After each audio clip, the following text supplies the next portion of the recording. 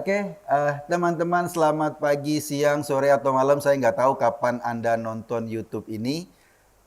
Hari ini kita itu baru saja ramai dengan isu-isu, mulai lagi ramai dengan isu-isu berbasis agama. Tentu saja kepulangan Rizik ke Indonesia membuat suasana cukup panas lah.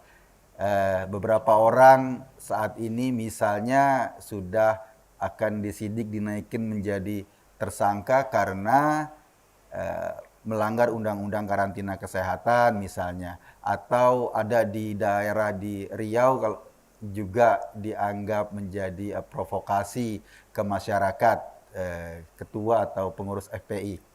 Nah, selain itu kita diresahkan oleh banyak provokasi atas nama agama dengan ucapan-ucapan yang sangat keras, bahkan fitnah, hoax, dan lain-lain.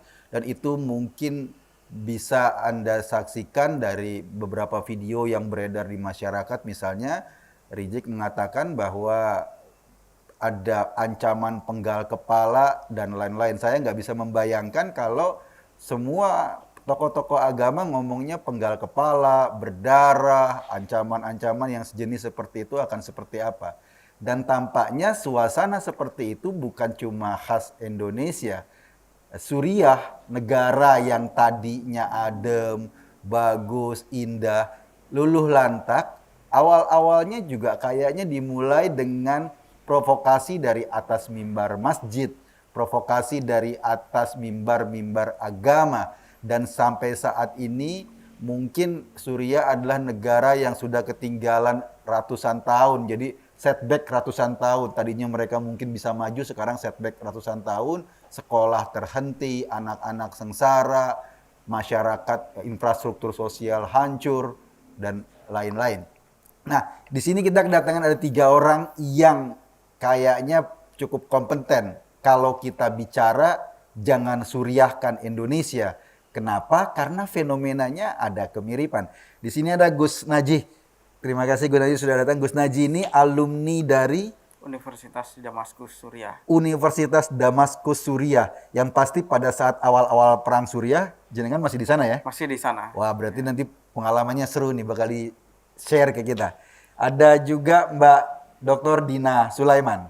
Ya, selamat Saya malam. salah seorang penikmat tulisan-tulisan Mbak Dina ini. Kalau Makasih. bicara soal Suriah, bicara soal konflik-konflik ini, salju di Aleppo itu luar biasa menurut saya, menggambarkan bagaimana suasana konflik itu dan bisa kita tarik pelajarannya.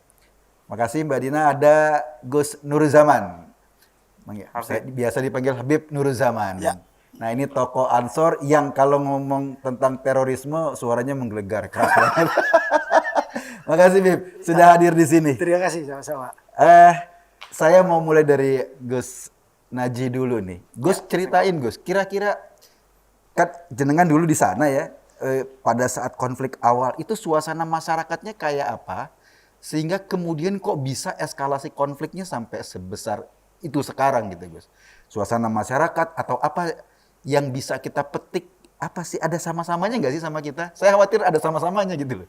Ya, sebetulnya begini Mas Eko. Kalau kita lihat kondisi Suriah sebelum konflik, ini layaknya negara yang lain. Sebelum konflik, Suriah itu adalah negara yang aman, ya, damai. Bahkan waktu itu kalau tidak salah satu lembaga penelitian mengatakan bahwa Suriah itu masuk dalam salah satu dari 10 negara yang paling aman di dunia. 1 dari 10? Wah, Ya, luar biasa ya. aman sekali dulu.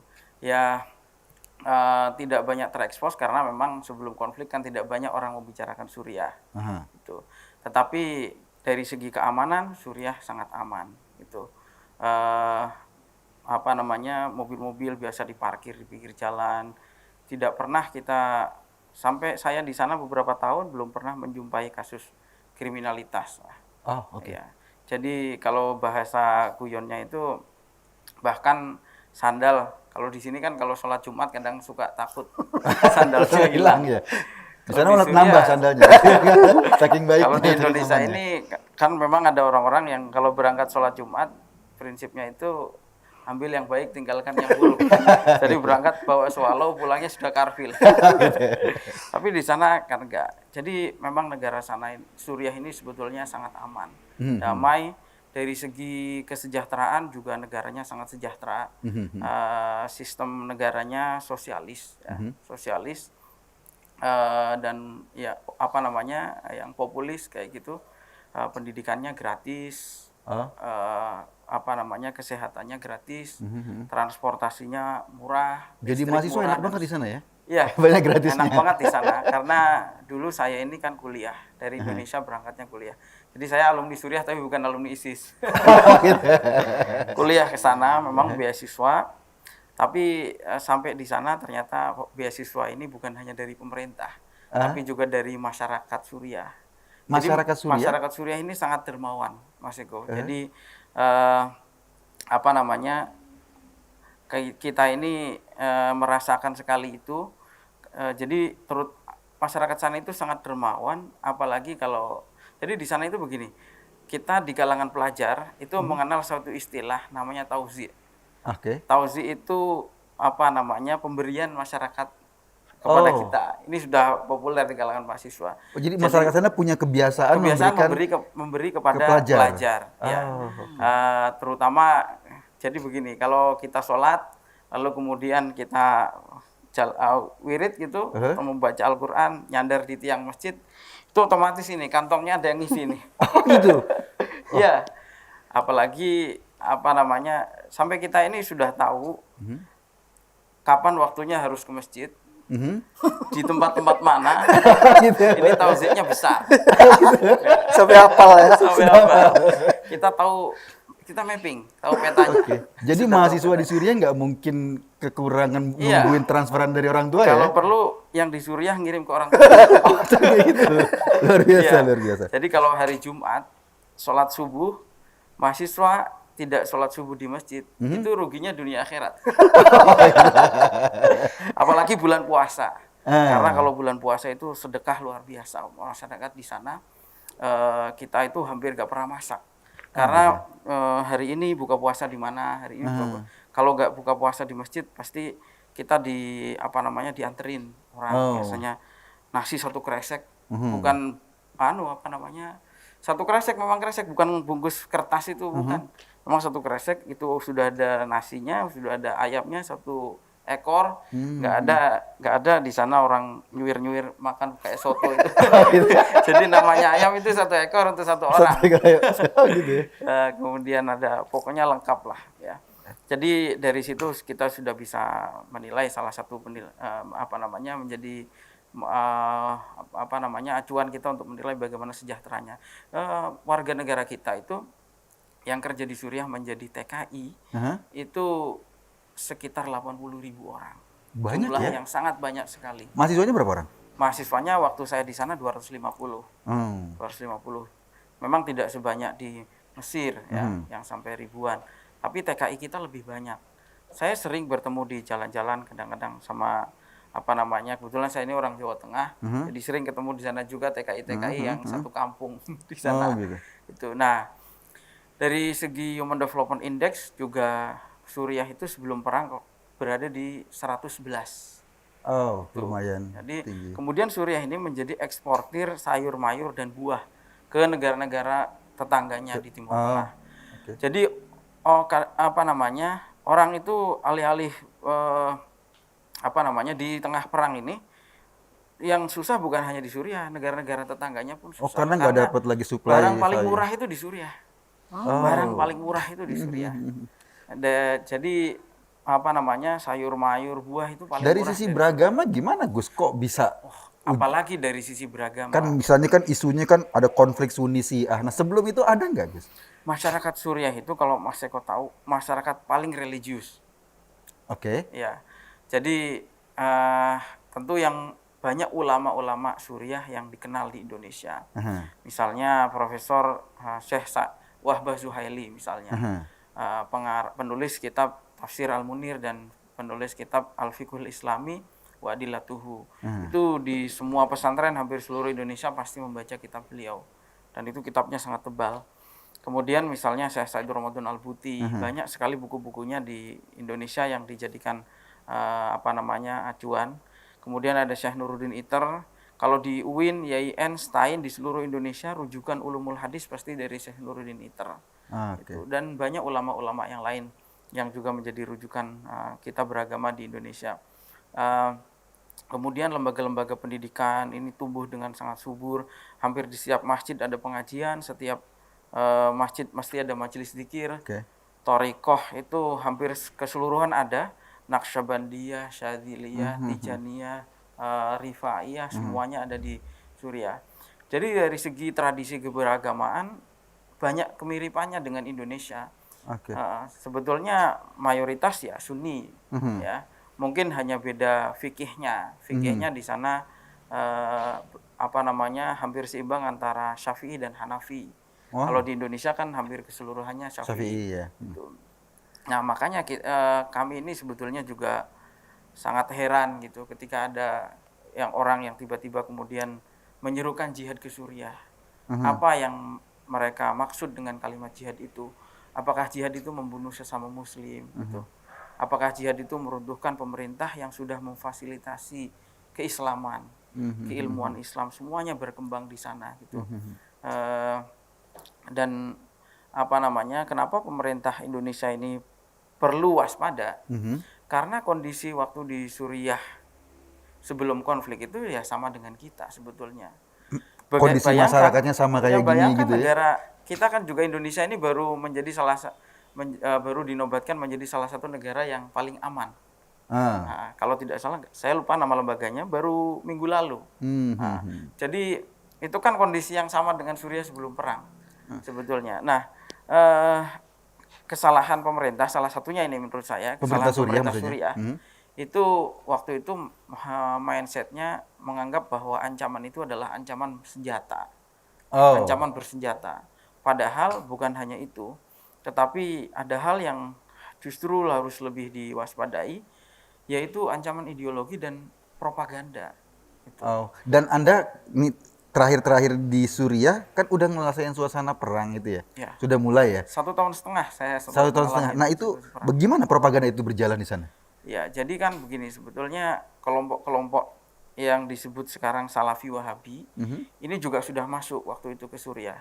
Oh. Ya, Sudah cukup masuknya lama? dari mana? Masuknya dari pekerja-pekerja warga negara Suriah Aha. yang bekerja ke negara-negara Teluk. Oh. Nah, kemudian juga ada orang-orang negara Teluk yang masuk ke sana Aha. membangun masjid. Covernya Oh. ini bagus sebetulnya. Lo kayak kita dong, Tetapi kita banyak masjid Ya, aja sekarang. nah itu Gitu ya? dia. Itu yang mirip. karena mereka tidak hanya membangun infrastruktur tapi mereka memasukkan ideologi. Itu yang berbahaya. Dulu di Suriah namanya Maulid Nabi dilempari batu itu sudah ada. Oh. Dan ulamanya sebetulnya sudah mengingatkan. Tapi Oke. pemerintah kan masih menganggap kan Bukan mereka belum ancaman ya. mengangkat senjata.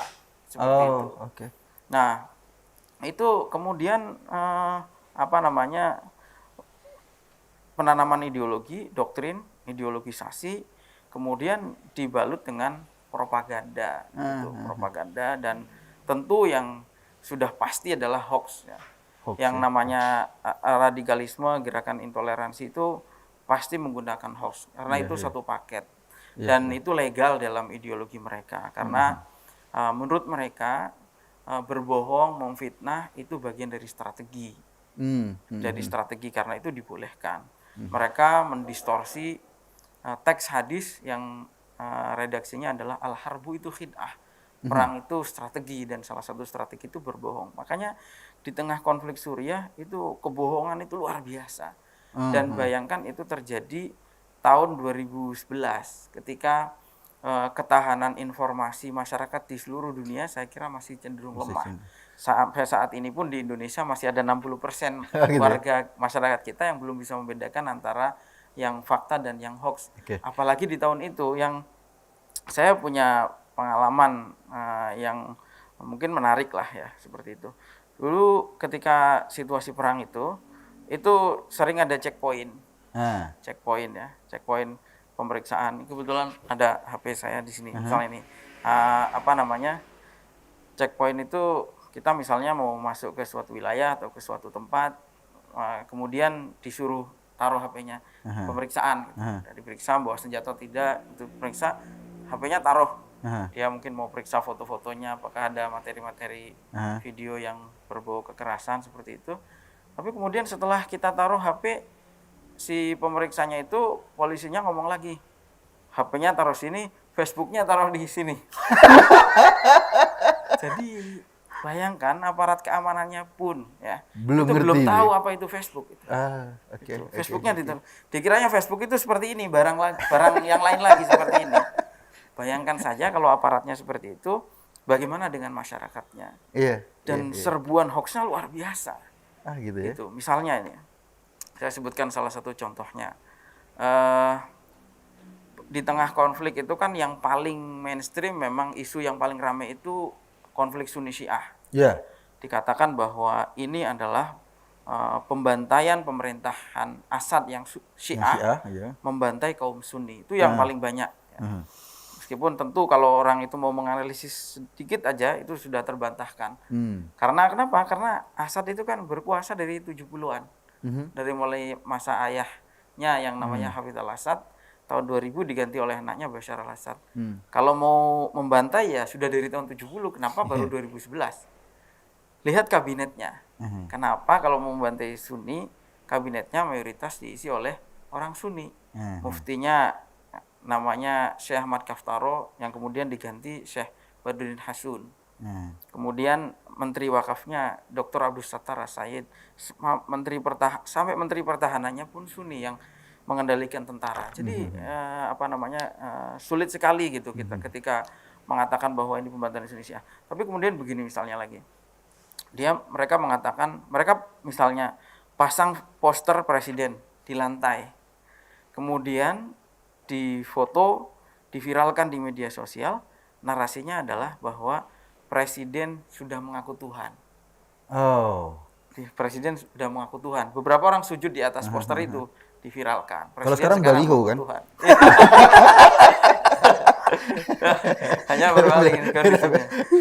Misalnya lagi itu ini Mas, mengganti presiden, pemerintah ini difitnah mengganti surat Al-Ikhlas dengan surat Al-Asad. Itu kalau di Indonesia mungkin luar biasa ya mengganti surat Ad-Duha dengan surat Joko Widodo lah mungkin. Nah, yang kemudian begini, yang jadi masalah adalah karena orang-orang yang menuduh Presiden Bashar al-Assad itu Syiah, itu adalah orang yang dulu adalah pendukungnya. Contoh, Yusuf Al-Qaradawi. Yusuf Al-Qaradawi itu tahun 2003 itu berkunjung ke Damaskus di Suriah, bertemu dengan Presiden Bashar al-Assad. Kemudian pada saat pertemuan itu, selesai pertemuan, di depan wartawan dia mengatakan bahwa inilah Presiden Timur Tengah yang paling musaqqaf, paling tinggi wawasannya di antara pemimpin Timur Tengah yang lain. Itu yang dikatakan Yusuf Al-Qaradawi pada tahun 2003. Tapi orang yang sama pada tahun 2011 adalah orang yang mengeluarkan fatwa bahwa yang berdiri bersama pemerintah, baik itu ulama, tentara maupun sipil, harus dibunuh. Itu adalah orang yang sama. Ini kan hampir sama kasusnya dengan presiden di Indonesia, yang ketika nyalon menjadi wali kota di Solo, partai pengusungnya PKS, jurkamnya Hidayat Nur Wahid. Tapi orang yang sama ketika Pak Jokowi ini di Jakarta, ada orang yang sama pula, partai yang sama pula yang mengusung isu bahwa Jokowi ini PKI. Nah, seperti itu. Jadi ini kan kita bisa melihat bahwa ini bukan sebuah ketulusan, ini politik yang sangat licik. Oke, makasih Gus. Nah, saya beralih ke Mbak Dina nih. Ini tadi Yusuf Qaradawi, tokoh Ikhwanul Muslimin gitu, bisa spin kayak gitu. Berarti kan bukan suasana, ada mungkin perubahan politik, geopolitik pada saat itu atau seperti apa? Mungkin Mbak Dina bisa memberikan sedikit gambaran ke kita. Kira-kira kalau misalnya Suriah bisa kayak gitu, mungkin kalau saya baca tulisannya Mbak Dina kan bukan cuma variabel dalam negeri kan, ada variabel geopolitik internasional. Apa sih kesamaannya kalau kita tarik ke Indonesia? Ada nggak variabel yang sama itu? Dan ini yang kita khawatirkan kan gitu. Monggo Mbak. Ya mungkin saya awali dulu dengan Suriah itu hoax yang tadi dijelaskan oleh Gus Naji itu kalau kita amati yang memproduksi itu bukan hanya orang-orang biasa yang hanya taruh di Facebook atau di medsos yang lain gitu ya, di Twitter, tapi itu sebuah propaganda yang sangat tersistematis dan secara resmi itu dibiayai jutaan dolar oleh pemerintah Amerika dan Inggris. Dan itu diakui ya. Pemerintah Amerika dan pemerintah Inggris mengakui memberikan sumbangan jutaan dolar kepada, alasannya adalah kepada lembaga relawan White Helmets. Nah, White Helmets ini secara masif, rutin, terus-menerus itu memproduksi foto, video yang intinya adalah yang disuarakan terjadi pembantaian besar-besaran di Suriah. Dan foto itu didistribusikan bukan oleh media ece-ece, tapi media-media besar, CNN, BBC, Al Jazeera. Nah, itu publik ke seluruh dunia, mereka tahunya kan, oh ini lembaga-lembaga penyiaran yang sangat kredibel, nggak mungkin berbohong gitu ya. Itu jadi hoax itu ada di berbagai lini ya, mulai hanya sekedar WA nyebar begitu saja atau foto-foto palsu yang biasa-biasa saja, hingga ke yang memang diproduksi dengan sangat tersistematis dan berbiaya sangat besar. Nah, artinya apa?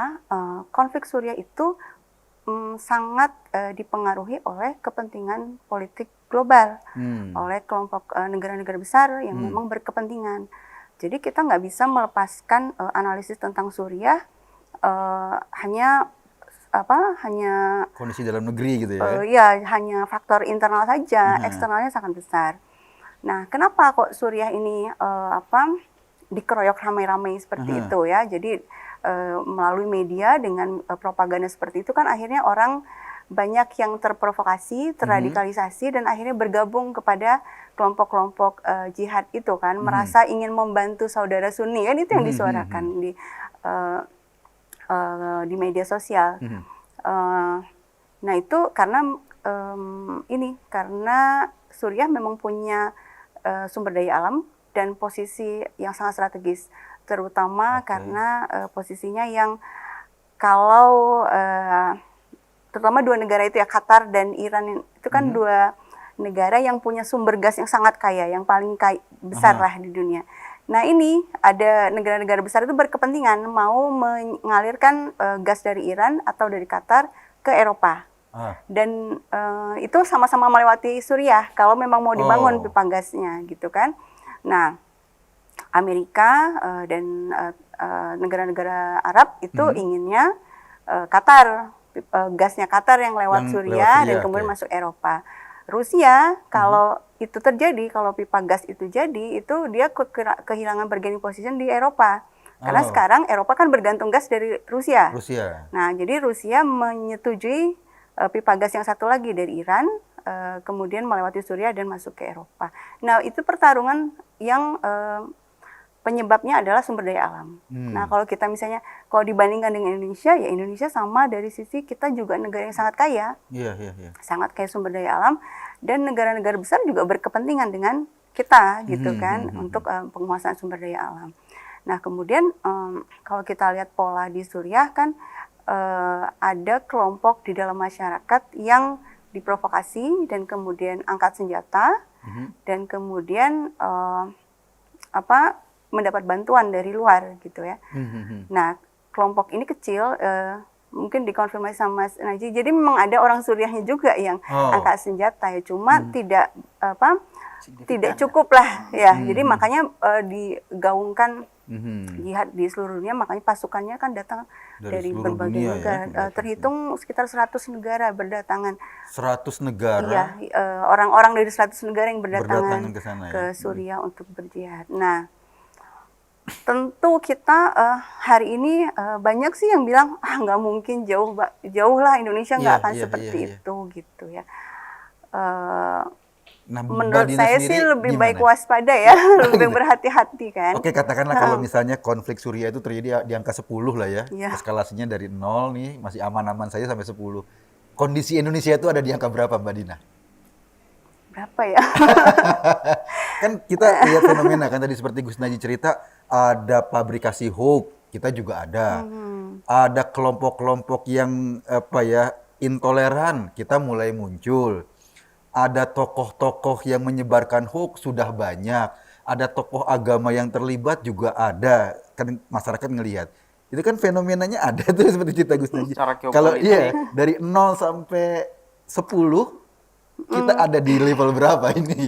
Kalau saya terus terang saya itu pengamat internasional ya, artinya saya lebih bisa memetakan secara global. Secara global, Kalau domestik itu mungkin Gus Jamal.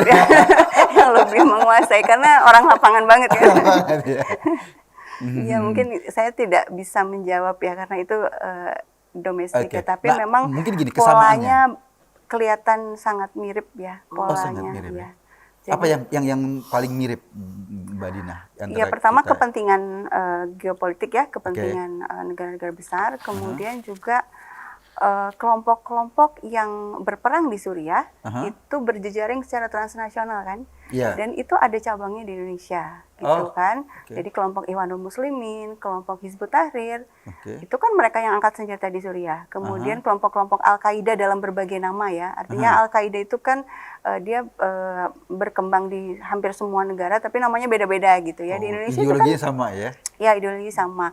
Dan mereka yang di Indonesia menyerukan jihad ke Suriah itu kan adalah mereka yang berasal dari organisasi-organisasi sama yang di Suriahnya berperang. Berarti aktornya itu sama gitu ya. Aktor yang berperang di Suriah ada juga di sini gitu kelompoknya. Dan bahkan misalnya Hizbut Tahrir itu Ismail Yusanto itu pernah di awal-awal perang itu pernah mengakui bahwa Hizbut Tahrir berbaiat pada Jabhah al-Nusra. Jabal al-Nusra itu kan derivasinya Al-Qaeda. Oh. Ya, dan itu diakui, dan kalau kita Google masih ada kok ininya Masih gitu ya, ada jejak pengakuannya lah digitalnya ya. Mhm.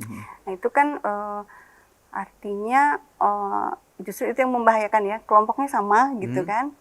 Kalau Nah. peran Ikhwanul Muslimin, kalau tadi kan siapa?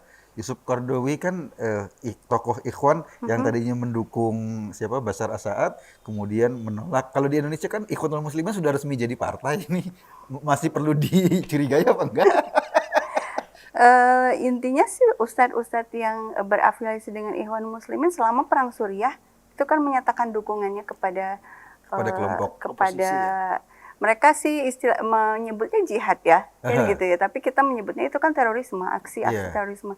Kenapa? Karena kekerasan yang dilakukan itu apa ya, tidak menargetkan individu. Jadi benar-benar misalnya pengeboman secara massal misalnya gitu kan. Jadi yang meninggal kan umum ya, anak Ya, kecil, random orang lah ya. tua, nah seperti itu. Itu kan aksi terorisme gitu. Kemudian ketika mereka menggalang dana di Indonesia, kelompok-kelompok ini kan menggunakan bendera FSA, Free Syrian Army gitu. Itu kan itu di lapangan meskipun media-media barat itu sering menyebut Free Syrian Army itu rebel atau pemberontak, atau kalau enggak moderate rebel, pemberontak moderat gitu. Padahal di lapangan mereka bekerja sama dengan Al-Qaeda, dengan Jabal al-Nusra, bahkan dengan ISIS. Di lapangan ya ketika berperang. Tapi setelah itu nanti juga ada juga mereka saling berperang satu sama lain.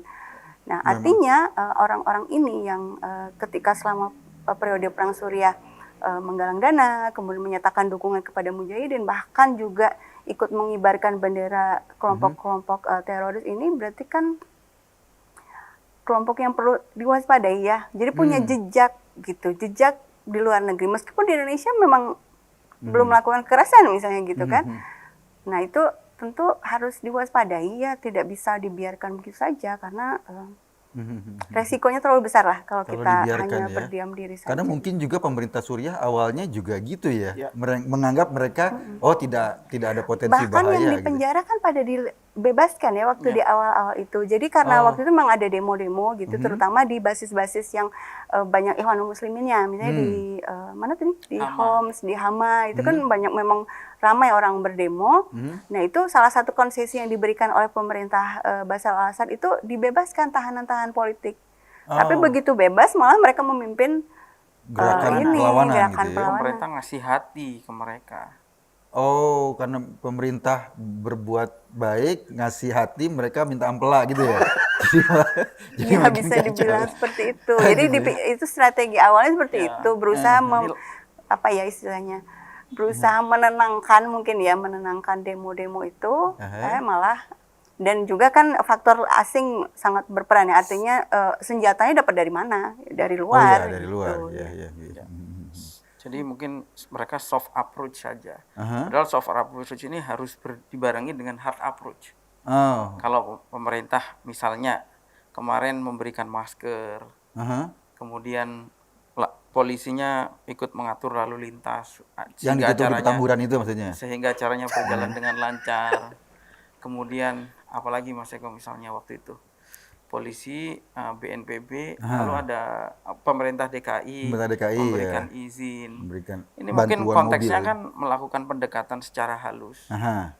tapi nggak ada pendekatan hard approach-nya. Oke. Ini yang nggak boleh dibiarkan karena dua hal ini harus berjalan berbarengan. Dan apa namanya, dalam sejarahnya kan misalnya Sayyidina Ali itu juga dulu berunding dengan mereka, tapi akhirnya kan mereka yang juga yang Membunuh juga ya. beliau. Jadi seperti itu. Mungkin Ya, Bib Zaman Bib ini Zaman lebih tahu ini di mungkin lapangan. karena orang lapangan pasti banyak berhadapan sama kelompok-kelompok yang tadi kata Bu Dina ada apa? Ada jejaringnya di luar sana dan Ikhwanul Muslimin di sini ada, HTI di sini ada, kemudian Al-Qaeda, Al-Qaeda ISIS. banyak, JAT gitu kan, ISIS sudah ada beberapa yang berafiliasi ke sana. Bib, tadi saya pertanyaannya sama Bib. Kalau dari 0 sampai 10 Bib, Indonesia ini ada dalam kondisi di angka berapa Bib? Mengkhawatirkannya itu. Menurut saya 5 ya, 5, masih di tengah-tengah ya Bib ya? masih di tengah, masih moderat lah. Oh, masih moderat. Ya. Karena pertama adalah soal kebijakan politik pemerintah yang juga tadi disampaikan oleh Gus Naji dan Eh? bahwa pemerintah memberikan hati. Memberikan hati itu artinya begini, pendekatannya lebih pada persoalan politik, populer. Jadi ya biar kita tetap terpilih lagi maka caranya adalah Oh. jadi ini semua pendekatannya menurut saya ini sekali lagi pendekatan yang dilakukan oleh pemerintah itu lebih pendekatan politik. Oh. Politik itu artinya adalah menjaga elektabilitas dari siapapun para politisi ini agar mereka tetap mendapat dukungan. Nah, kita tahu di Indonesia ini bagaimana isu agama digunakan untuk elektoral kan. Iya, iya, 2017 kita bisa lihat, Pilpres bisa lihat. Jadi memang ada kepentingan politik juga. Siapa yang menunggang siapa ya kita bisa hitung saja sebenarnya. Apakah para politisi yang menunggang atau Mereka yang kelompok-kelompok menunggangi gitu ya? intoleran atau saling memanfaatkan ini isu ini kan itu saling mendapatkan keuntungan. Tetapi pada faktanya bahwa kita belum menemukan tokoh negarawan di Republik ini yang ya berpikir negara, tidak berpikir tentang kekuasaan, bahwa ada persoalan besar di Indonesia yang harus segera diselesaikan. Mari kita lihat apakah ada ketegasan sampai hari ini yang dilakukan oleh pemerintah terhadap persoalan-persoalan yang ada di Indonesia, intoleransi. Bagaimana perlakuan aparat keamanan terhadap orang yang menutup gereja dengan semena-mena, padahal di sini jelas ada aturannya, orang diberikan kebebasan untuk beribadah. Itu terjadi dan dibiarkan saja. Itu satu, itu kan berarti sudah menunjukkan tanda bahwa negara tidak ada dan tidak hadir, termasuk negara ini abai terhadap hak asasi manusia yang ada di Indonesia. Itu satu hal. Kemudian yang kedua juga selain negara adalah para politisi. Kita juga nggak pernah melihat kok partai politik di Indonesia yang teriak soal isu intoleran. Saya nggak pernah lihat, saya nggak tahu. Atau bahkan partai politik nasionalis Bib ya? Iya. Partai nasionalis yang nggak bereaksi Sama atas. sekali tidak bereaksi. Benar-benar. Apakah kepentingannya karena mereka takut bahwa ini isunya agama? Padahal isu intoleran dan radikal itu bukan isu agama, tetapi isu bangsa Indonesia. Semua orang wajib, menurut saya ya, wajib berteriak dan menolak isu-isu ini. Apalagi kemudian memanfaatkan. Saya nggak habis pikir misalnya ada partai politik nasionalis bertemu dengan partai politik agama dan menggunakan agama untuk kepentingan elektoral. Di Indonesia terjadi seperti itu.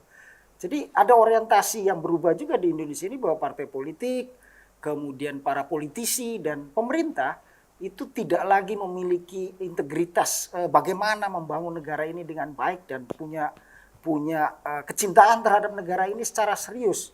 Tetapi lebih berpikir bagaimana mengumpulkan pundi-pundi materi dan mempertahankan kekuasaan. Tapi Bi, persoalannya kan gini, ada teorinya gini. Dulu kan ketika awal-awal di Suriah demo, terus ada salah seorang anak yang polisinya nangani atau tentaranya menangani dengan keras, ada korban, dan itu kemudian digoreng habis-habisan sampai kemudian jadi konflik besar-besaran. Mungkin nggak pihak keamanan kita agak khawatir ketika dihadapi dengan keras, maka ini kesempatan untuk digoreng, mengundang banyak pemain luar masuk, sehingga kemudian seolah-olah pihak aparat ini maju mundur gitu. Karena kalau dikerasin nanti jadi peluang untuk dieksplorasi, kalau dilembutin tadi minta ampela gitu kan. Itu tadi karena dari awal pendekatannya ada pendekatan politik, bukan pendekatan hukum. Wong kalau kita sepakat bahwa negara Indonesia ini adalah negara hukum, maka aparat keamanan melakukan pendekatannya secara hukum, apapun yang terjadi tidak tembang pilih dan itu pasti menurut saya tidak akan terjadi. Kasusnya sampai hari ini ya yang mengkhawatirkan walaupun moderat misalnya. Tetapi kalau saya mendengar cerita dari Mbak Dina dan Gus Najih, ya mungkin saja itu akan terjadi di Indonesia apa yang terjadi di Syria. Karena sekali lagi tadi pemerintahnya tidak berposisi sebagai penegak hukum atau menegakkan hukum secara baik, tetapi lebih pada kompromi politik. Oke, sudahlah melanggar karena dia punya masa, maka kemudian dinegosiasikan yang begitu-begitu. Walaupun memang tidak semua persoalan hukum ini bisa diselesaikan secara hukum. Untuk hal tertentu demi stabilitas ada pendekatan-pendekatan politik. Tetapi kan memberikan ketegasan bahwa negara melakukan tindakan tegas terhadap pelanggar hukum, menurut saya akan didukung oleh masyarakat loh. Jangan sampai kemudian masyarakat yang bertindak sendiri-sendiri kan. Itu yang menurut saya harus ditegakkan. Bisa dibayangkan kok hari ini kita bisa melihat apa yang terjadi, pemasangan spanduk, baliho yang disembah itu sekarang. Iya, kemudian ada penurunan. Iya. Jadi kan polarisasi masyarakat itu semakin kencang dengan isu yang menurut saya tidak. Sebenarnya ini kan sesuatu yang remeh-temeh bisa dibicarakan dari awal. Tetapi karena ini dibiarkan, kemudian banyak politisi yang memiliki kepentingan menunggangi semua persoalan ini, ya akhirnya yang terjadi ya. Mau sampai kapan kita akan melihat polarisasi terus-terusan di tengah masyarakat? Nah ini saatnya pemerintah kalau punya komitmen atau partai politik atau tokoh-tokoh nasional atau siapapun di Republik ini punya kepentingan menjaga persatuan di Republik ini, duduk bersama, tindak tegas pelaku pelanggar hukum, semua dijalankan. Rakyat pasti akan mendukung kok. Saya jamin, kami misalnya di Ansur Banser, apapun yang dilakukan pemerintah, kalau itu masih dalam tahap menegakkan hukum, ya kami akan dukung. Nah, jangan sampai kemudian aparat negara tidak melakukan itu, kami yang berhadapan di lapangan. Nah, artinya kan kita menganggap negara tidak hadir. Padahal ini tugas negara, dan kami juga tidak akan mau berhadapan langsung. Yang terjadi adalah perang sipil nanti kan antara. Nah, kami butuh negara, dan kami pasti akan mendukung negara kalau negara mau menegakkan aturan di negara ini. Yang intoleran, kalau melanggar hukum tangkap dong, proses siapapun gitu. Apalagi melakukan tindakan radikal, melakukan perusakan dan lain-lain. Itu kan kita kan masih sebatas memerintahkan membubarkan. Bukan menangkap. Kalau membubarkan mereka akan datang lagi karena buktinya aparat tidak melakukan apa-apa kok. Dan mereka akan mengalami seperti itu. Kemudian semakin menguat. Apalagi kemudian tadi Mbak Dina dan Gus Najih cerita ada intervensi asing bermain, maka yang terjadi adalah ya negara akan kalah. Dan yang terjadi perang sipil. Walaupun di Indonesia ini mayoritas, insya Allah ya mayoritas masih akan tetap membela negara ya. Tetapi kalau dibiarkan terus kan berbahaya juga ya. Bu Dina, ini saya baca tulisan Bu Dina, itu ketika perang Suriah itu banyak tokoh-tokoh ulama yang menjadi provokator ya. Bahkan tinggalnya nggak di Suriah, tinggalnya di Saudi di mana gitu. Itu gimana ceritanya kemudian mereka bisa berhasil masuk menyebar isu, kan mereka sebagai ulama tentu punya nilai sendiri kan dipandang masyarakat, punya tingkat kepercayaan lah, approval ratingnya lumayan tinggi gitu. Nah, dengan kondisi di Indonesia, apakah tokoh-tokoh ulamanya atau tokoh-tokoh penceramah agamanya, kalau nggak kita bilang ulama, udah sampai kayak gitu juga, Bu Dina? Oke, saya awali dengan ini dulu ya. Jadi kalau kita menganalisis konflik, itu ada 4 hal yang perlu diidentifikasi. Yang pertama akarnya apa, gitu kan. Kemudian pemicunya apa. Kemudian ada yang disebut aggravating factor, faktor-faktor yang semakin memperuncing konflik, dan Yang keempat itu mobilizing faktor atau tokoh-tokoh yang memobilisasi massa. Oke. Nah, di Suriah itu yang sangat berperan dalam memobilisasi massa kemudian turun ke jalan, dan kemudian bahkan angkat senjata itu memang ulama, ya. Jadi, nah, dan ulamanya ini sebagian besar justru tidak berada di Suriahnya, ya. Jadi misalnya kayak Arifi itu dia malah sering ke Inggris, ya. Kemudian, tapi saya kurang tahu tapi bukan tinggal di Suriah. Dan bahkan bukan orang Suriah, orang Arab Saudi gitu Bukan kan. orang Suriah tapi berhasil memprovokasi atau Iya, karena kekuatan media sosial kan. oke. Ya. Kemudian misalnya Adnan Arur itu juga orang Saudi. Nah, kemudian tadi sudah disebut Gus Najih, Yusuf Qaradawi, dia tinggalnya di Qatar kan. Terus ada satu lagi yang orang Ikhwanul Muslimin, Muaz Al-Khatib, itu bahkan dia di Turki tapi bolak-balik ke Prancis. Bertemu dengan Presiden Prancis untuk membicarakan bagaimana caranya menggulingkan pemerintah Suriah. Nah, kemudian apa yang dilakukan oleh ulama-ulama ini, ya saya tidak suka menyebutnya ulama sebenarnya, tanda kutip lah gitu ya, ulama tanda kutip, itu memang memberikan pidato-pidato yang membuat orang terprovokasi dan marah. Ya, jadi misalnya ya diceritakanlah ini rezim ini jahat dan lain-lain gitu ya. Terus dan menggunakan narasi kekerasan misalnya penggal. Nah, atau bahkan kalau Arur itu sampai bilang orang-orang Alawi ini dagingnya harus dicincang dan dikasihkan ke anjing, sampai kayak gitu. Dan itu tersebar masif lewat media sosial gitu. Saya ingat Tengku Zulkarnain ketika ngomong soal Ahok tuh di TV, dicincang. Nah, itu gitu. saya waktu itu sudah berkali-kali nulis narasi yang dipakai, kekerasan yang dipakai untuk memobilisasi massa di Suriah dan memobilisasi publik dunia supaya mau bergabung ke jihad tanda kutip ke Suriah, minimalnya ngasih uang untuk donasi, itu diadopsi.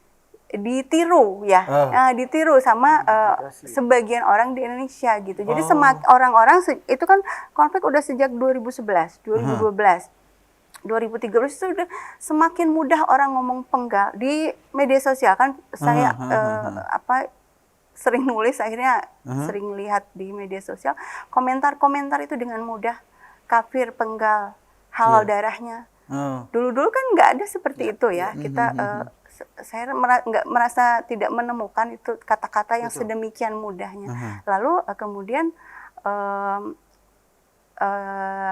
dibawa ke politik dalam negeri. Ya, jadi misalnya waktu kasus Ahok kan itu juga kata-kata gantung, terus apa sih kayak gitulah kata-kata yang itu bukan Indonesia banget lah gitu ya. Rasanya orang Indonesia dulu nggak kayak gini gitu kan. Nah, itu saya melihat polanya itu karena memang di media sosial begitu mudahnya orang-orang menyuarakan ya, terutama orang-orang yang dianggap ustadz gitu, ulama, apalagi dari Arab nih gitu ya, atau maksudnya dari negara lain, itu seolah-olah itu sosok yang memang patut diteladani gitu ya. Nah, itu ditiru oleh sebagian orang. Jadi masuk ke alam bawah sadar mungkin ya, dengan mudah ngomong akhirnya.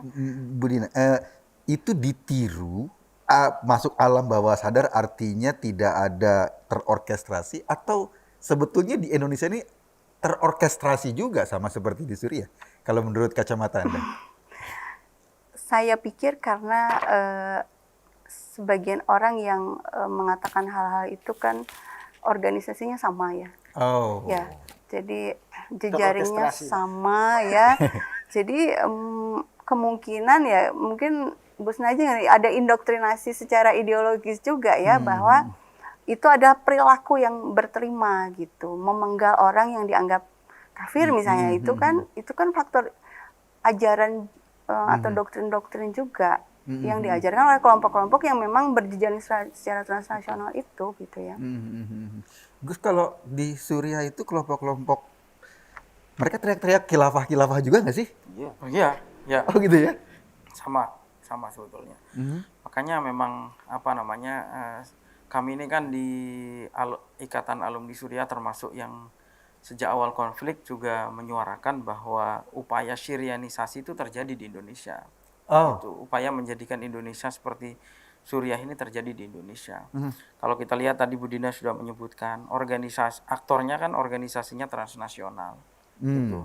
Kelompok Al-Qaeda, ISIS, Ikhwanul Muslimin, Hizbut Tahrir, kemudian Salafi Wahabi. Dan semua ada di Indonesia. Ada semua di Indonesia. Hanya yang membedakan kan ini saja. Ideologinya sama, doktrinnya sama. Yang membedakan adalah kesempatan. Di Timur Tengah sudah punya kesempatan mengangkat senjata, di Indonesia belum. Hanya itu saja. Itu hanya menurut saya hanya soal momentum. Nanti ya seandainya kan toh kita sudah pernah punya pengalaman untuk itu. Seandainya ada keributan sedikit saja, itu kan akan memancing datangnya, mereka menyebutnya mujahidin, tapi ini kan teroris dari berbagai negara. Gitu. Kita kan sudah pernah punya pengalaman di Poso, Ambon. sudah pernah punya pengalaman di Ambon. Itu kan yang mengaku jihad, itu kan bukan hanya yang dari dalam negeri, tapi juga dari beberapa negara, termasuk salah satunya ya dari Uighur. Orang-orang Uighur itu yang masuk ke Poso dan dari beberapa negara yang lain. Jadi memang tidak butuh banyak sebetulnya di dalam negerinya. Tapi ya yang kecil ini nantinya yang akan membukakan pintu bagi masuknya kelompok teror dari berbagai negara ini. Oh, jadi sebetulnya menurut Anda tinggal nunggu kesempatan karena infrastruktur, suasana sosial budayanya, suasana masyarakatnya udah nggak terlalu jauh beda dengan Suriah-Suriah awal. Iya, sebetulnya. Dan tadi nggak butuh banyak sebetulnya di dalam negeri. Yang penting yang ada di dalam negeri ini bisa menjadi fasilitator. Nanti akan dari berbagai negara akan datang sendiri. Mereka hanya butuh kerusuhan, kemudian dideklarasikan menjadi medan jihad. Gitu. Soal slogan khilafah itu betul, tapi mereka itu, Mas Eko tadi mengatakan ada jaringan kelompok Ikhwanul Muslimin yang sudah menjadi partai. Nah, dulu di Suriah itu juga mereka tidak langsung teriak khilafah, mereka teriaknya nuntut demokrasi, mereka teriaknya nuntut kebebasan, reformasi. Jadi misalnya slogannya itu kalau dalam bahasa Arab asy'ab yurid isqatun nizam, atau misalnya hurriyah gitu kalau kita lihat di TV kan, hurriyah itu kebebasan, minta kebebasan. Tapi kan setelah itu kemudian kita semua tahu setelah pemerintahan itu kewalahan, artinya pemerintah kewalahan menangani situasi dan mereka berhasil berkuasa, apakah mereka menegakkan demokrasi? Kan enggak. Gitu. Mereka justru berdiri ISIS, berdiri teritorial daulah Islamiyah dan beberapa yang dulunya teriak-teriak demokrasi ini dan menggunakan fasilitas demokrasi, pada akhirnya mereka ini yang membunuh demokrasi. Seperti juga yang terjadi di Mesir. Sama ketika Hosni Mubarak itu jatuh, kemudian Mursi ini naik. Mursi naik menggunakan mekanisme demokrasi, tapi dia juga orang yang membunuh demokrasi itu. Jadi mereka membajak demokrasi itu. Nah, simbol-simbol agama ini tentu sangat kental dipakai gitu. Kalau kita lihat demo-demo zaman dulu itu kan demonya di kantor pemerintah, kantor bupati, kantor. Maksudnya di Indonesia? Iya, di Indonesia.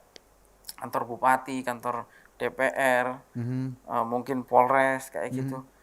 Tapi ketika beberapa tahun belakangan ini kan yang terjadi lain. Demonya justru di masjid. Setiap Jumat. Misalnya, dan itu dia lakukan setiap Jumat. Misalnya, ya tentu Istiqlal paling banyak digunakan. Dulu waktu bulan Maret tahun 2011, konflik awal di Suriah, demonya juga berangkat dari masjid. Di Masjid Umawi namanya, di Damaskus. Itu pas harinya juga hari Jumat. Slogan yang dipakai persis sekali dengan yang dilakukan di Indonesia.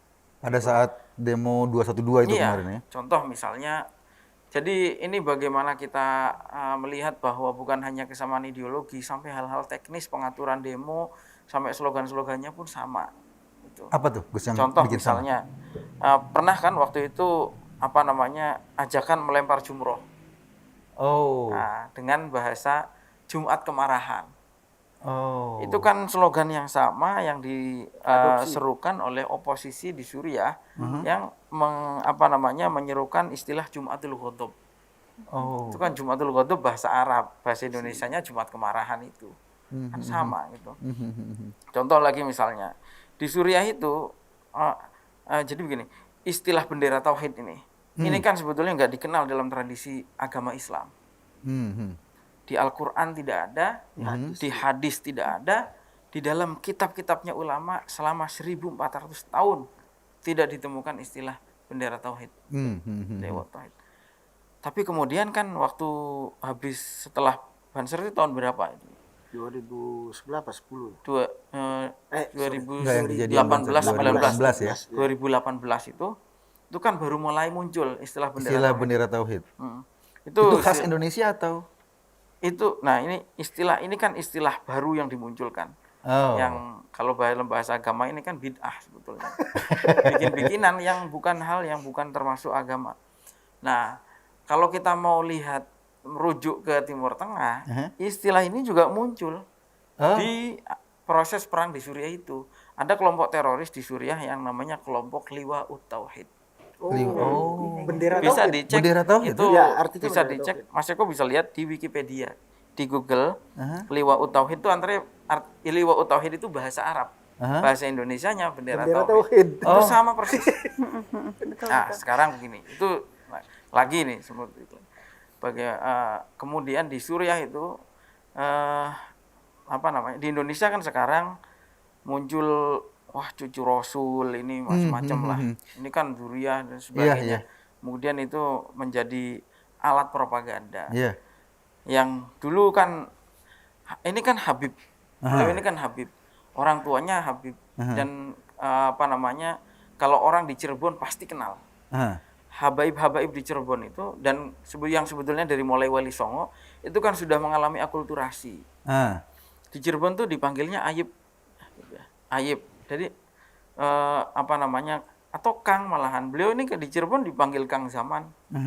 Baru orang Jakarta aja yang manggil Habib. Iya, biar ngalahin Habib yang lain. Jadi sebetulnya istilah-istilah ini kan diangkat baru saja. Itu. Dulu kan orang Wali Songo nggak ada yang dipanggil Habib. Itu kan istilahnya. Nah, di Suriah kalau mau dirujuk, itu salah satu kelompok teroris yang ada di Suriah itu namanya kelompok Ahfadur Rasul. Yang dalam bahasa Indonesia artinya adalah cucu-cucu Rasulullah. Oh ya? Persis. Silakan aja dicek itu. Kelompok teroris Ahfadur Rasul akan ketemu. Jadi itu bahasa propaganda sebetulnya. Ada orang yang memang bukan zuriat Rasulullah, namanya di KTP-nya sudah ada Habibnya. Iya. Akhirnya orang ngira itu turunannya Rasulullah. Padahal memang sejak lahir namanya Habib. Iya, kan ada ya. Ada. Siapa namanya? Namanya Novel Bak Mukmin. Novel Bak Mukmin. Ya. Saya hafal kalau itu. Pasti CS. Nah itulah bagaimana kita itu. Saya kalau cerita kebiripannya akan sangat banyak sekali nanti. Karena kan itu nggak mungkin terjadi secara kebetulan. Iya, kalau makin polanya banyak semakin terstruktur dan itu kesamaannya luar biasa. Sekarang keulamaan, saya mau tambahin lagi. Keulamaan. Kalau saya lihat memang salah satu upaya yang dilakukan di Suriah itu dulu adalah meruntuhkan otoritas keulamaan. Yang benar, ulama yang benar. Itu kan sebetulnya sama dengan yang terjadi di Indonesia. Sekarang rujukan orang beragama itu kan di Indonesia NU, Muhammadiyah yang paling utama. Ya. Di beberapa provinsi ada yang kecil-kecil seperti Al-Wasliyah, Nahdlatul Wathon, Al-Khairat, PRT. Nah, ketua umumnya NU, Mas Eko kenal? Profesor Said Akil. Kalau kita buka di internet kan, Profesor Said Akil Syiah. Itu. Ketua umumnya Muhammadiyah, sesepuhnya intelektual Muhammadiyah itu kan Profesor Syafi'i Ma'arif. Kalau kita buka di Google, Syafi'i Ma'arif liberal. Itu. Jadi otoritas utamanya diruntuhkan. Kiai Ma'ruf Amin sebagai ketua umum MUI. Dan dulu menjadi rujukan mereka. Setelah tidak sama dengan nafsu politik mereka, dikatakan Kiai Ma'ruf Amin sebagai penjilat kekuasaan. Gitu. TGB juga seperti itu. Jadi itu kan sebetulnya sama dengan yang terjadi di Suriah. Di Suriah itu ulamanya misalnya Syekh Said Ramadan Al-Buti, Syekh Wahbah Zuhaili, nggak ada mereka itu yang suka menyerukan demo, itu nggak ada. Tapi dan itu bisa kita lihat Syekh Said Ramadan Al-Buti itu tuduhannya sama sebagai ulama penjilat istana. Sama seperti itu. Jadi itu kan upaya-upaya melakukan pembunuhan karakter terhadap ulama. Apapun akhirnya ulama itu mau bicara apapun sudah tertolak karena stigma itu. Nah, di saat yang sama mereka memunculkan tokoh-tokoh dadakan, ustadz-ustadz dadakan, Oh, ustadz karbitan. Ustadz. Saya ya lulusan pesantren kilat gitu lah ya. mungkin masyarakat ini, mungkin yang desain ini ngadopsi konsep tahu bulat yang digoreng dadakan gitu. Jadi ustadz dadakan betul ini. Jadi misalnya tadi disebut Budina, selama ini siapa sih yang kenal Arur, Adnan Arur? Oh. Yang kenal Uraifi itu siapa gitu. Oh. Yang kenal yang lain-lain tokoh-tokoh yang kecil-kecil banyak. Yang selain yang disebut tadi. Itu selama apa namanya sejauh pengalaman itu tidak pernah dikenal sebagai seorang ulama. Dan latar belakangnya juga tidak jelas gitu. Tapi ini tokoh-tokoh yang dimunculkan. Itu kan sama dengan di Indonesia. Ketika tadi otoritas keulamaannya diruntuhkan, dimunculkan tokoh-tokoh baru, mantan artis, Enwar Isman, jadi ustaz. Mantan agen MLM, pemasaran pembalut, Sugi Nur, jadi ustaz. Haikal Hasan sebagai alumni Israel, yang kemudian jadi konsultan di Petral ya kalau nggak salah. Jadi ustaz. Jadi ustaz. Atau mantan direktur ada mantan penyiar radio Lapindo itu kan? Oh iya, jadi Supartak. Jadi ustadz Presidium 212. Ada mantan penyiar radio di Bangka Belitung, masuk ke Jakarta dikasih jubah jadi ustadz Tengku Zulkarnain. Mantan penyiar radio, backgroundnya. Mantan penyiar radio. Saya baru tahu malah. Iya, dan saya tahu itu tukang adu ayam aja. Oh. Nah, itu saya malah baru tahu kalau dia tukang adu ayam. Saya lihat itu. Nah, itu apa namanya? Kan tokoh-tokoh yang dimunculkan baru sebetulnya. Dan di branding sebagai ulama. Padahal kan kita tahu misalnya Tengku Zulkarnain itu kan disuruh apa namanya? Baca Nasrif, Kafara Yukafiru itu aja salah. Iya. Baca Quran salah. Sugi Nur disuruh. Bahkan Sugi Nur itu enggak Abjad Hijaiyah. Iya. Salah. Itu Iqra 2 itu ya? Iya. Iqra 1. Iqra 1 enggak lulus. Iqra 2 itu ketinggian itu, Iqra 1. Iya. Haikal Hasan pernah di acara di TV One apa namanya antara istilah kafirun dan kufar. Juga salah. Sugi Nur misalnya waktu itu kalau nggak salah menyebut surat Al-Isra ayat 176. Padahal ayatnya cuma 115. Misalnya gitu. Itu kan salah lagi. Jadi kesalahannya terlalu banyak lah. Bahkan hal-hal yang remeh-temeh itu kalau tasrif itu di pesantren kan pelajaran SD-nya lah, ibtidak namanya. Itu hijaiyah itu anak TPQ itu mestinya. Tapi kan udah terlanjur jadi ulama. Sekarang siapa namanya Felix Xiao sebagai tokoh idolanya HTI disuruh baca ayat, waktu itu pernah baca ayat apa namanya juga salah gitu. Jadi ulama-ulama karbitan yang sebetulnya tidak layak disebut ulama lah, mungkin penceramah saja gitu.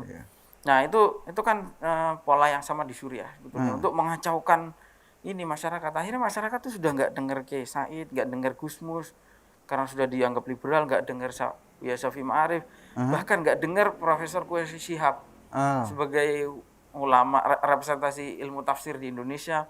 Beliau di dunia internasional diakui sebagai salah satu anggota Majelis Hukama Al-Muslimin.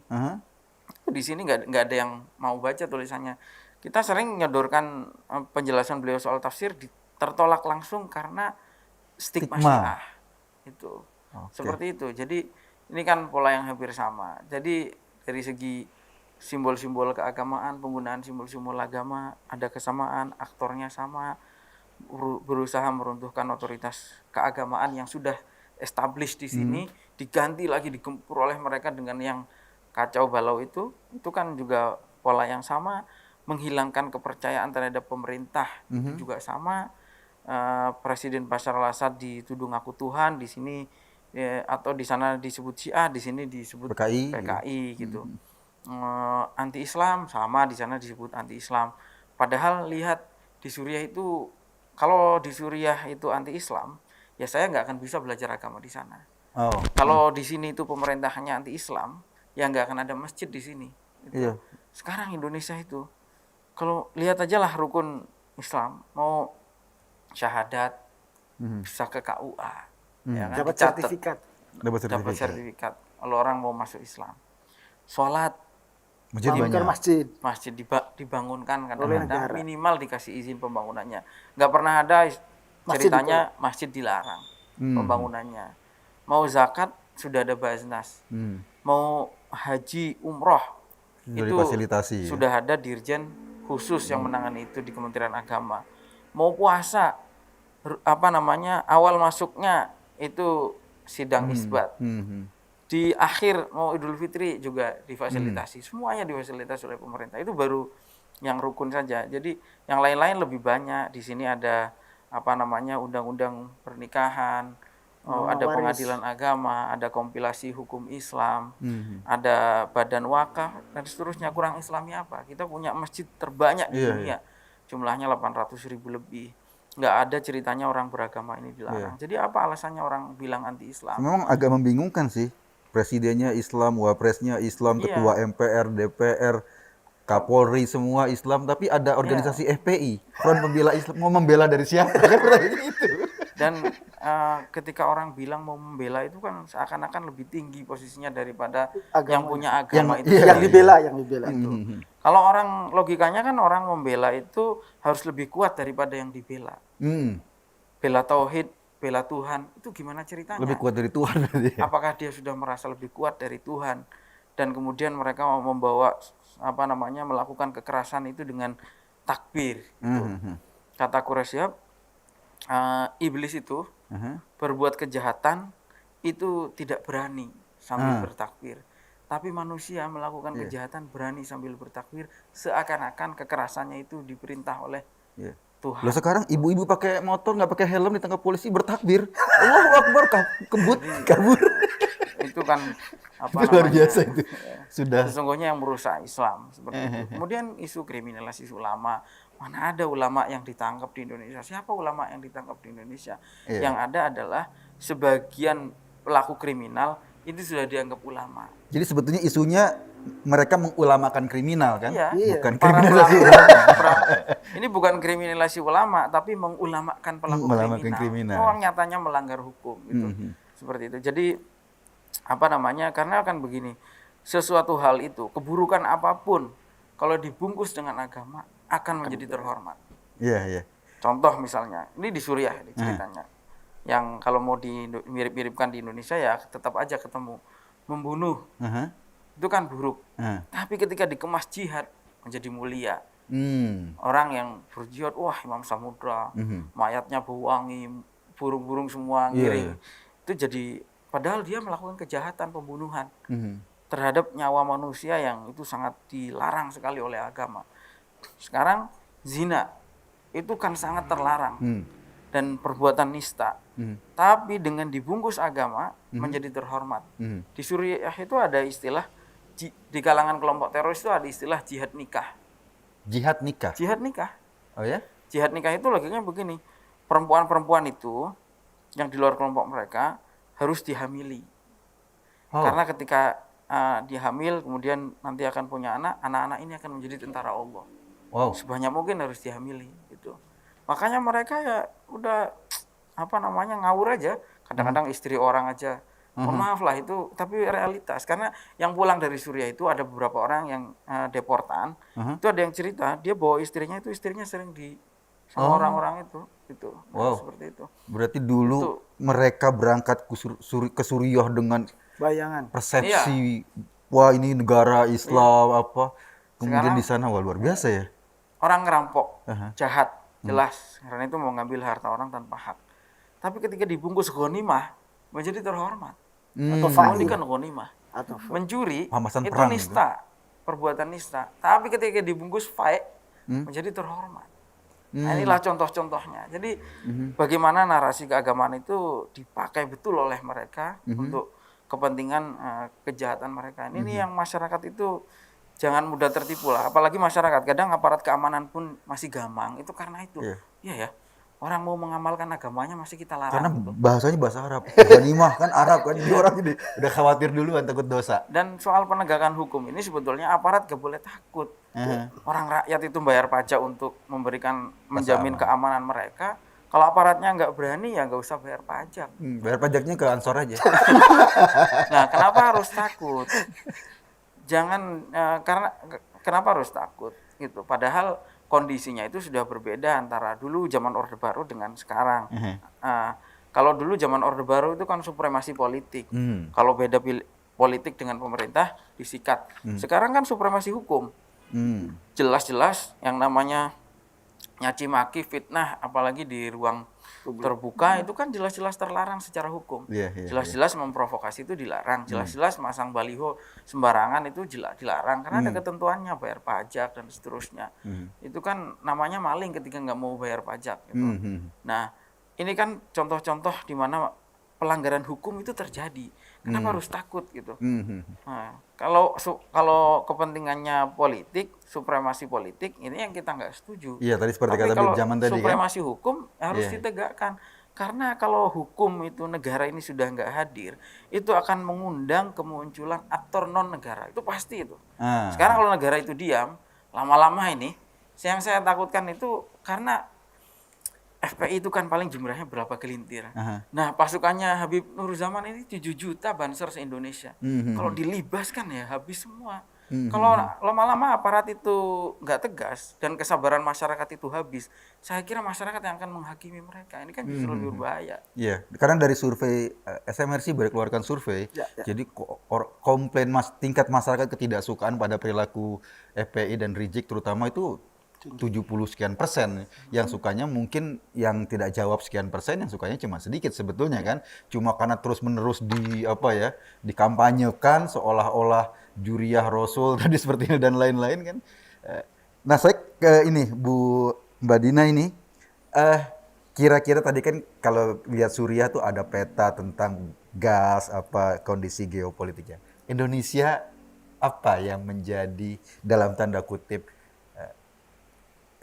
hal yang seksi bagi lingkaran dunia internasional ini. Kalau Suriah kan tadi itu kan ada isu gas ya antara Qatar, Iran itu. Indonesia apa yang punya potensi kemudian sampai kayak gitu. Orang kemarin ngebayangin Freeport gitu loh. Atau kalau ya kita kaya sekali ya, hampir semua hal kita punya kekayaan. Mulai dari minyak bumi, gas alam, kemudian mineral, bahan tambang, laut kan, ya jadi sangat semuanya kaya menarik gitu gitu ya, semuanya ini. Dan yang paling menarik nikel ya. Oh iya, nikel Ya. sekarang ya. Terus ada yang baru diobrolin itu apa yang bahan untuk uranium itu ya, saya lupa namanya. Uranium dan ada pokoknya rare earth gitu ya, bahan yang sangat bahan tambang yang sangat langka. Itu kabarnya juga kita juga punya banyak. Nah, itulah artinya Indonesia itu sangat kaya lah. Nah, kalau dari sisi geopolitik kan kalau Timur Tengah kan memang konflik antara kekuatan, ada Iran di sini, ada Saudi di sini kan. Kalau di Asia kan mungkin masih Kalau agak kita cair banget nih. lihat peta globalnya sih, kita akan lihat yang paling dekat itu adalah pertarungan Amerika dan Cina. Iya. Makanya kita lihat juga narasinya juga anti Cina ya. Jadi satu paket tuh, anti pokoknya PKI, anti komunis, anti Cina. Itu satu paket. Satu anti paket asing, ya. Dan itu sama gitu. Jadi isu-isu yang diangkat itu tadi juga takfiri, mengkafir-kafirkan, dan itu kan orangnya itu lagi ya yang bergerak gitu kan. Jadi, kalau dari masyarakat sendiri, katakanlah pada umumnya masyarakat kita seberapa mengkhawatirkan sih, Mbak Dina? Mungkin kalau dari pandangan sekilas lah ya, seberapa mengkhawatirkan sebetulnya reaksi masyarakat kita ini? Kalau kita lihat survei, misalnya survei dari PPM UIN tahun 2018 kan lebih dari 50% siswa dan mahasiswa Indonesia itu memiliki opini radikal. Artinya lebih dari 50%. Opini radikal itu artinya di pikiran mereka sudah radikal. Meskipun mereka belum melakukan apa-apa ya. Tapi misalnya mereka menyetujui kalau orang non-muslim tidak usah bikin masjid misalnya. Mereka setuju bahwa orang non-muslim bahkan di antara pertanyaannya misalnya setuju atau tidak misalnya Bangun gereja gitu. apa ya? Kalau bangun gereja jelas ya tidak setuju membangun rumah ibadah non muslim, tapi misalnya kekerasan terhadap non muslim itu tuh ada kesetujuan seperti itu. Nah, tapi meskipun mereka belum melakukan, tapi kan itu harus diwaspadai ketika sudah ada di opini mereka, sudah ada di benang mereka, itu kan sudah berbahaya sebenarnya. Dan kemudian juga yang di survei yang sama itu ketika ditanyakan dari mana mereka belajar agama, itu sumber-sumber internet itu yang dominan. Wow. Jadi perlu dibangun kiai-kiai internet gitu. Ya, ustadz dan kiai yang benar ya, yang benar, mengajarkan ya. agama dengan cara yang benar itu memang harus membanjiri media sosial ya. Jadi konten-konten itu harus diperbanyak. Karena itulah cara satu-satunya untuk kontra narasi ya. Karena memang anak-anak muda ya mereka lewat gadget belajar agama kan gitu. Gus, ini pertanyaan nih Gus, terakhir Gus. Kan tadi dilihat provokasi terhadap lembaga-lembaga agama yang memang sudah established itu terus terjadi, dan kita ngerasain juga NU kan juga kena hantaman terus itu. Sugi berkali-kali sudah dilaporin, dimaafin, kemudian begitu lagi seolah-olah kayak dikilik-kilik terus. Nah, ini gimana di internal teman-teman Ansor atau NU sendiri? Gimana menanggapi fenomena seperti ini? Kan bedanya mungkin sama Surya nggak punya NU, kita punya, gitu kan? Alhamdulillah kita ada satu organisasi besar yang jadi pondasi beragama bangsa ini. Tapi serangan ini kan terus nih mengikis ini. Nah, ini gimana, Gus? Ya tentu pertama misalnya adalah kita melakukan penguatan di internal ya. Nah, misalnya kalau di Ansor ini kaderisasi kan masif. Orang kita di anak-anak muda melakukan kaderisasi, memberikan pemahaman keagamaan yang baik. Tapi memang di tingkat offline ya, bukan online. Kemudian juga kita berupaya ke teman-teman kiai-kiai muda di pesantren untuk aktif di media sosial dan mendorong untuk membangun narasi baru atau kontra narasi dengan yang dilakukan mereka. Dan ini sudah mulai muncul. Kemudian yang ketiga ya kita mendesak negara sebenarnya. Ini sebenarnya. Jadi bukan hanya negara tetapi juga seluruh elemen bangsa ini. Jadi kadang-kadang beberapa kali misalnya kalau ada masalah radikalisme yang ditanyakan NU, ini gimana tanggapannya? Iya benar. Memang urusan radikalisme itu urusan NU. Itu yang membuat kita juga agak kaget. Kok NU kok suruh urusnya radikal terus? Memang ini urusannya kita. Urusan semua orang di Republik ini. Saya diceritakan oleh misalnya Gus Yahya Stakuf ya. Afghanistan itu 99% penduduknya Muslim. Sebelum dikuasai Taliban, dan mayoritas menolak Taliban. Nggak ada yang setuju dengan Taliban. Tetapi mereka acuh. Tidak peduli dengan persoalan yang berkembang seperti di Indonesia lah, intoleransi. Tiba-tiba kemudian Taliban berkuasa, gedung bioskop ditutup, kafe-kafe ditutup, perempuan tidak boleh sekolah. Jadi sangat konservatif dan kembali ke masa lalu. Mereka kaget dan terkejut. Dan fenomena ini kan kita bisa lihat di tengah-tengah kita di Indonesia. Partai politik tidak peduli. Kemudian kelas menengah juga tidak peduli karena merasa tidak langsung berhubungan dengan apa dirinya, yang dia hadapi dengan dirinya. Pemerintah juga atau para politisi ini juga hanya untuk kepentingan-kepentingan politik. Ada lagi yang memanfaatkan untuk kepentingan ekonomi dan lain-lain. Akhirnya maka kemudian yang terjadi ya seperti itu. Padahal NU kalau mereka berkuasa geser sedikit saja, ya sama saja kan artinya. NU tinggal melangkah, NU ini punya banyak jalan. Ini sebenarnya yang ditunggu oleh kita clear. Tinggal kelompok lain, negara bersikap tegas terhadap intoleransi, radikalisme, negara harus hadir di situ. Kemudian elemen lain, partai politik nasionalis yang ideologinya nasionalis, dan kelas-kelas menengah yang di bangsa Indonesia ini hadir untuk bersama-sama menghadapi masalah ini adalah masalah bersama, bukan hanya masalah orang Islam, apalagi masalah orang NU. Jangan-jangan NU ini hanya suruh menghadapi radikalisme, persoalan ekonomi diselesaikan yang lain. Kayak pemadam kebakaran ya? Ya, kira-kira gitu. Kalau udah selesai ditinggal gitu. Yang terjadi kan memang seperti itu. Nah itu yang sebenarnya selalu kita sampaikan ke banyak pihak. Ya NU juga, untungnya NU ini kan karena punya komitmen terhadap negara ini dan merasa menjadi salah satu elemen yang ikut mendirikan negara ini, maka kemudian bertanggung jawab untuk tetap menjaga walaupun apapun yang terjadi terhadap Nahdlatul Ulama. Nah, ini yang sebenarnya kita harapkan. Kita mendesak negara menegakkan hukum, kita mendesak aparat keamanan, aparat kepolisian juga untuk menegakkan hukum, kita mendesak partai politik untuk mengambil atau membuat perundang-undangan, membuat kebijakan politik dan kebijakan hukum yang tentu meminimalisir kelompok-kelompok intoleran dan radikal. Kemudian juga salah satu yang paling penting adalah soal perekonomian, bahwa ada upaya untuk salah satunya ketimpangan sosial yang terjadi di masyarakat, maka juga harus diselaraskan agar tidak ada terjadi gap dan asumsi terhadap etnis tertentu karena persoalan ekonomi misalnya. Nah, ini menurut saya kita harus selesaikan semua itu. Dan ini tanggung jawab kita semua, bukan hanya tanggung jawab NU. Itu yang paling penting, Mas Eko.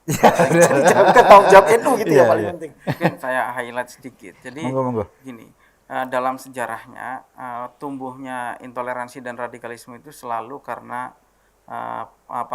pragmatisme politik.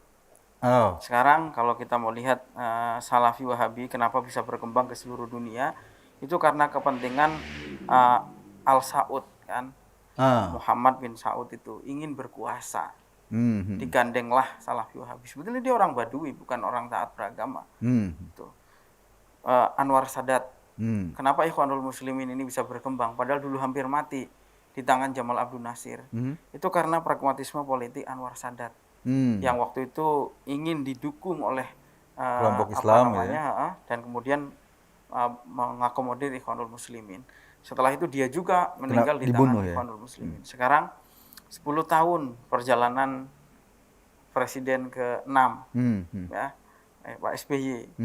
Itu kan juga intoleransi itu naik luar biasa. Yang kita rasakan hari ini kan karena dampak 10 tahun fasilitasi negara terhadap kelompok intoleran dan radikal. Di Solo dulu difasilitasi oleh pemerintah, tumbuhnya MTA. Dan Hizbut Tahrir bikin muktamar di Gelora Bung Karno, ditayangkan full oleh TVRI, menggunakan fasilitas negara. Kemudian partai-partai yang lain dapat badan hukum juga di masa itu. Kenapa bisa seperti itu? Itu karena sikap pragmatis pemerintahan pada saat itu, mementingkan kekuasaannya, mengorbankan negara. Jadi kuncinya menurut saya ini yang harus dihilangkan. Gitu. Saya kira partai-partai kenapa nggak bersuara itu karena takut diserang, karena tidak populis memang. Kadang-kadang seperti beliau-beliau ini kan juga diserang di medsos semua. Ibu Zaman diserang, Budina diserang, Mas Eko juga diserang. Saya jarang sih.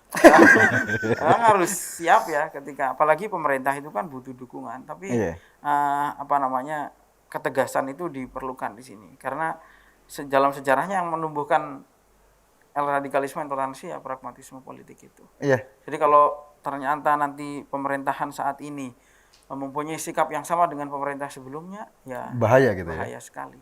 Bu Dina barangkali ada closing statement? Monggo.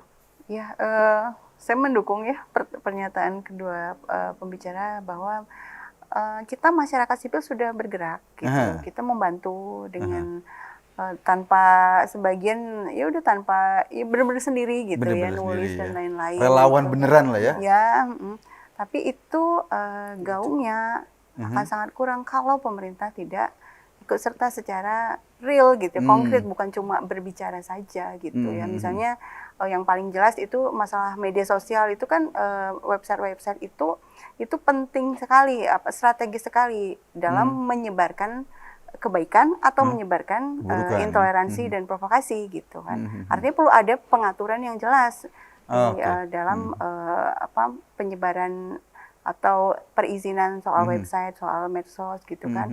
Jangan sampai seperti sekarang website yang radikal bahkan mengajarkan pembuatan bom itu juga masih gampang kita dibiarkan akses ya. gitu kan. Jadi harus ada ketegasan dari pemerintah. Tanpa itu sulit ya kalau hanya bergantung pada masyarakat sipil. Iya benar bahwa kita ini bergerak sebagai relawan beneran, bukan relawan no wamen no cry gitu kan. Kalaupun kita nggak pernah berpikir wamen gitu.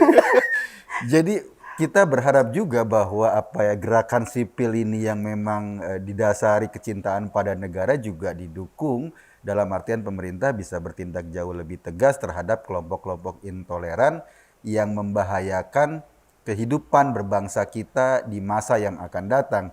anak-anak sekolah seperti tadi kata Mbak Dina, dalam survei dalam kepalanya sudah ada potensi radikal, ini merupakan cikal bakal yang berbahaya kalau didiamkan saja.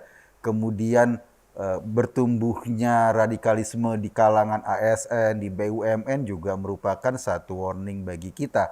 Teman-teman semua, kalau kita simak diskusi tadi, kayaknya tadi Bib Jaman bilang sudah di angka 5.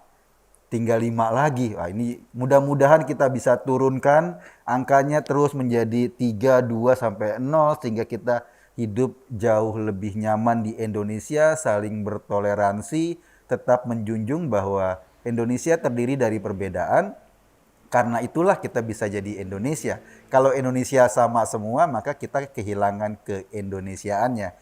Oleh karena itu, soal radikalisme, intoleransi, ujaran kekerasan, hoax dan lain-lain sekarang menjadi musuh kita bersama. Kita nanti akan ketemu pada diskusi-diskusi seru selanjutnya. Terima kasih Gus Najih, Mbak Dina, Bib Jaman. Terima kasih sudah hadir di Cokro TV. Kita mau seruput kopi tapi harus buka ini dulu. Monggo diseruput dulu kopinya. Karena emang acaranya seruput kopi. Oke, terima kasih. Saya Kogun tadi. Selamat malam. Assalamualaikum warahmatullahi wabarakatuh. Waalaikumsalam. Waalaikumsalam. Aduh.